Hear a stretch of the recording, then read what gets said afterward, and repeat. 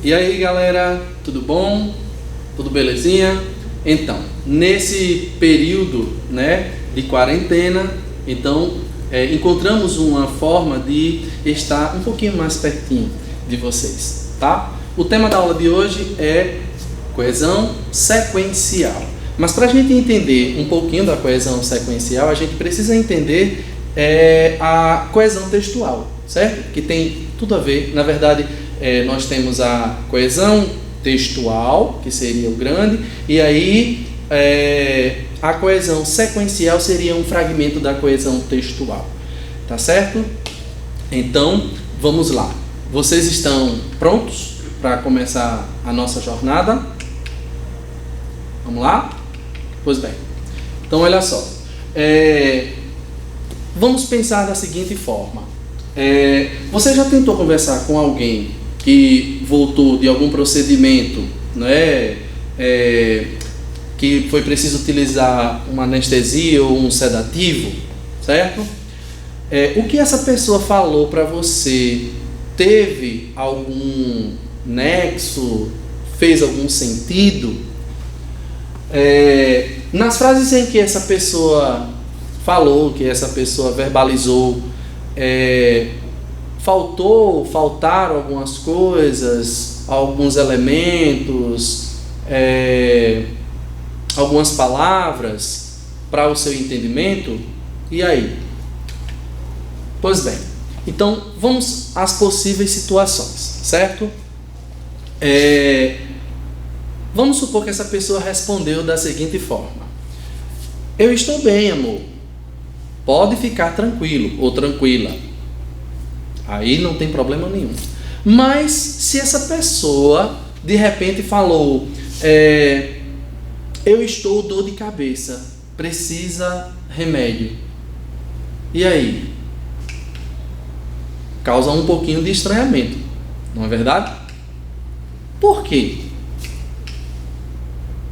É porque essa frase, ela está faltando um pouquinho de coesão.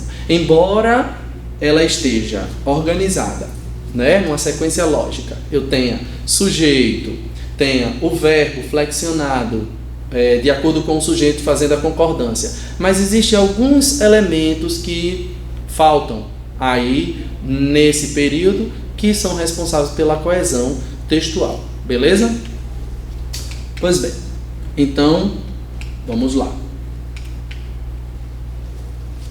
A grosso modo, a gente pode dizer que a coesão textual é como se fosse uma corrente, metaforicamente falando, é como se fosse uma corrente que tem vários elos e eu vou fazendo a ligação desses elos, formando assim uma corrente. Se a gente observar o conceito, é a ligação formal entre as partes de um enunciado.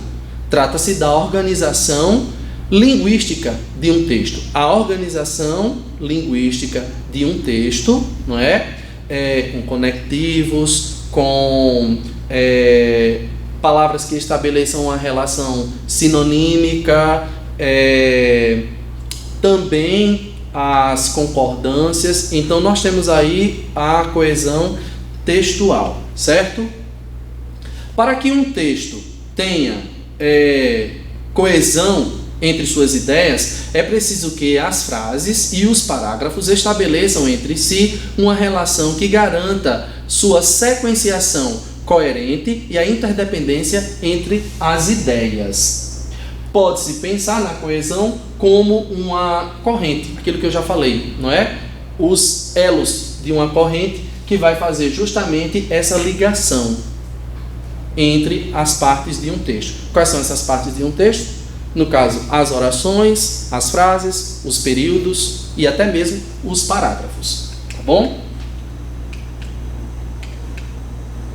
Então, quais são os tipos de coesão? Nós temos então a coesão sequencial, que é o que nós vamos ver mais profundamente, Mas tem os outros tipos de coesão, o outro tipo de coesão, que é a coesão referencial, certo? Na coesão referencial, nós temos o uso dos pronomes, artigos, advérbios, também as relações sinonímicas, que são justamente os sinônimos, tá? Vamos então para a coesão sequencial, certo?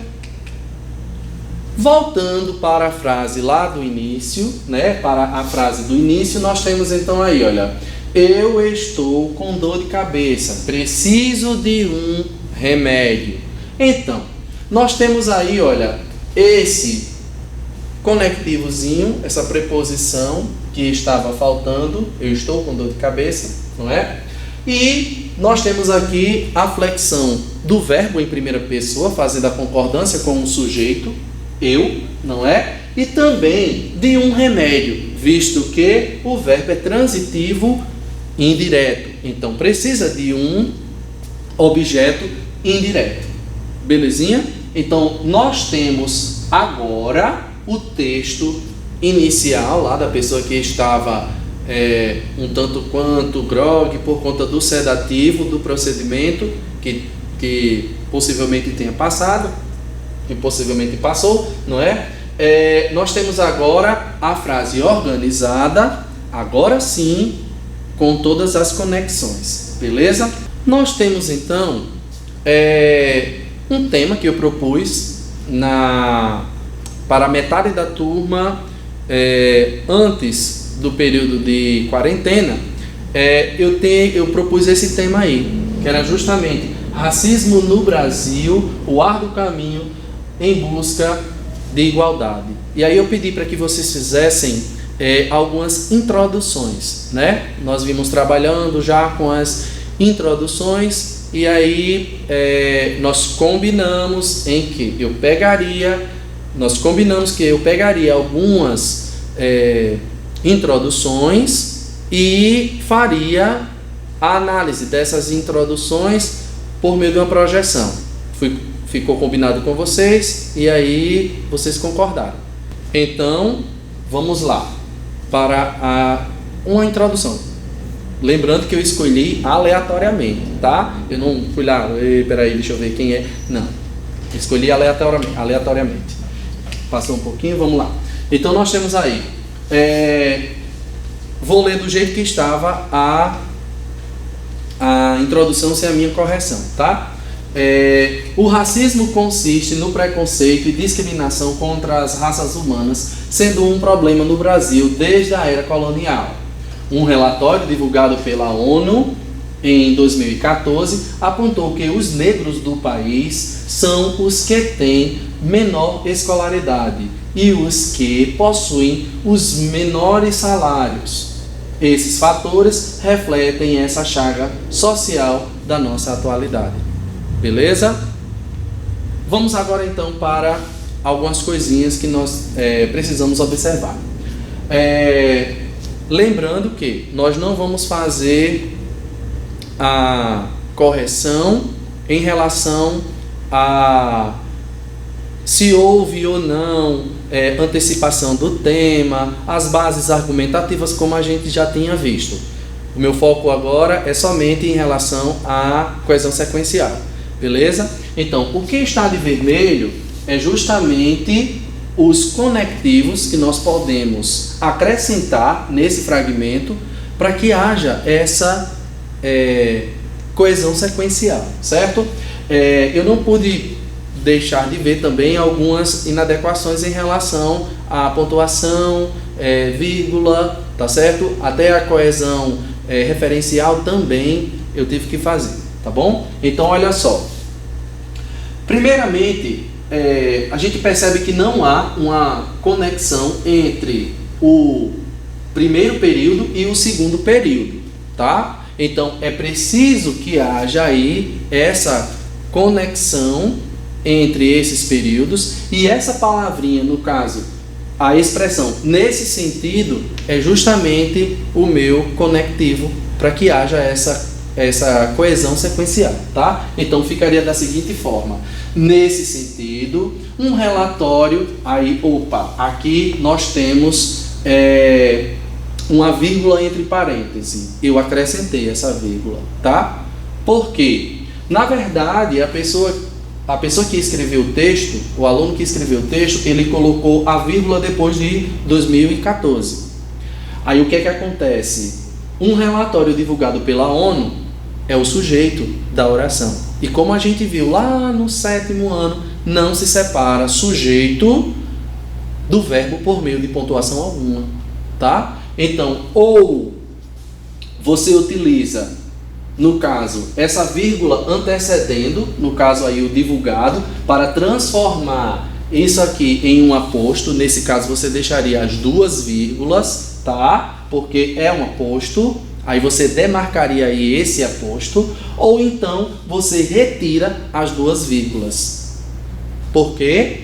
Porque aí ficaria até mais coerente, certo? Um relatório divulgado pela ONU em 2014 é um aposto especificativo, e normalmente os apostos especificativos não vêm demarcados por vírgula, tá? E eu também não estaria separando o sujeito do verbo por meio da vírgula, tá? Então, olha só, outro problema que nós podemos encontrar aqui, certo? É em relação à concordância do verbo ter.